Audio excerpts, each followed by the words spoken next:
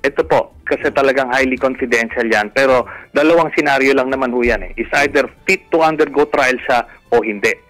Kung fit to undergo trial, di tuloy-tuloy po yung confirmation of charges hearing early next year. Kung hindi naman, kung hindi siya fit to undergo trial, he will remain in detention. Tapos, i-evaluate siya periodically, every 6 months, kung okay na siya, hindi po yan makakalabas. Yun lang po ang, para tapusin na natin yung kung may umaasa pa, hindi po ganun.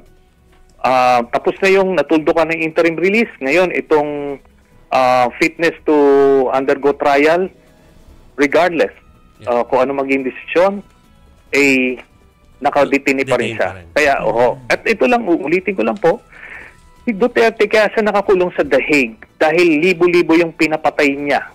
Inutos niya nung habang siya ay presidente. Nakita po natin yan, napanood natin yan. Hindi na pwedeng i-deny yan kahit ng mga diehard followers sila. Pinagmamalaki nga ho nila yan eh. Bawal po yan. Kaya yun po ang dahilan kung ba't siya nakakulong. At the fact na na-issuean siya ng waran at nakadetain siya ron, ibig sabihin buong-buo na yung kaso sa kanya. Yung ebidensya niya, hindi po yan galing sa kesyo political lang yan o chismis o kung anumang